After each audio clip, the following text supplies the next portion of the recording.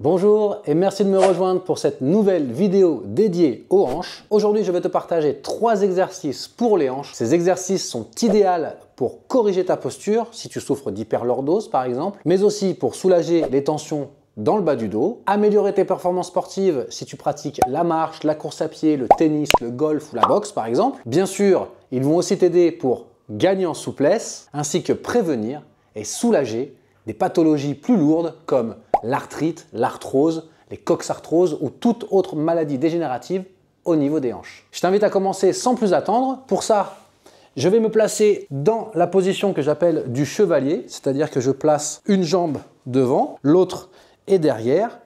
Et dans cette position, tout simplement, ce que je vais faire, c'est que je vais venir faire des allers-retours avec mon bassin. Je vais le mettre de profil pour que tu vois un peu mieux. L'idée, c'est que je sors le plus possible les fesses vers l'arrière. Ensuite, je balance le bassin vers l'avant et j'essaye d'avancer au maximum mon pubis.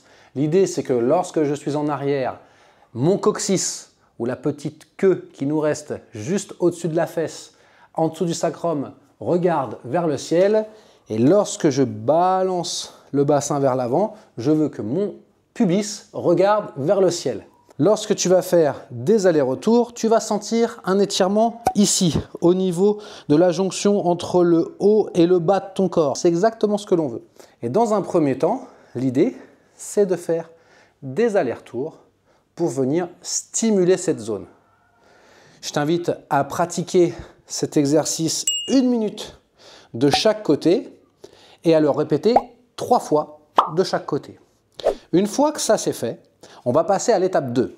La deuxième étape consiste tout simplement à avancer un petit peu plus la jambe avant, à engager le bassin vers l'avant comme ce qu'on a fait précédemment, sauf que là, ce coup-ci, je vais m'avancer pour essayer de rapprocher le plus possible mes hanches du sol. Et on va maintenir cette position tout en maintenant l'engagement au niveau du bassin. Je te montre la différence. Là, j'ai le bassin engagé, j'avance vers l'avant. Si je n'engage pas mon bassin vers l'avant, ce qui va se passer, c'est qu'en fait, la seule chose que je vais faire, c'est que je vais pouvoir aller vers l'infini, vers le bas. Ça va étirer légèrement la hanche, mais on ne va pas avoir l'effet que l'on recherche avec l'étirement lorsque j'engage le bassin. Là, rien que d'engager le bassin, je sens une tension ici. C'est comme si le haut et le bas de mon corps voulaient se séparer. Je maintiens cette tension et j'avance pour rapprocher mes hanches du sol.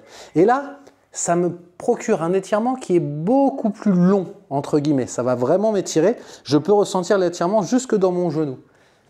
Une fois que je suis dans cette position, je maintiens entre 30 secondes et 1 minute. Et je fais la même chose de l'autre côté. J'engage le bassin et j'avance, je rapproche mes hanches du sol. Le troisième exercice que je veux te partager aujourd'hui, c'est l'aboutissement, on va dire que c'est la conclusion avec les 2 premiers que l'on a vus précédemment. Tout simplement, je place ma jambe légèrement un petit peu plus loin, j'engage le bassin, j'avance.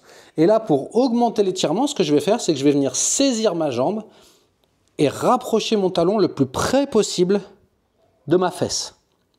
Si l'étirement est trop facile pour toi, alors il suffit d'avancer encore un petit peu plus la jambe pour accentuer l'étirement.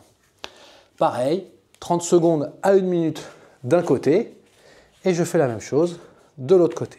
J'avance la jambe, je balance le bassin vers l'avant, je pose la main au sol, j'attrape mon pied et j'avance.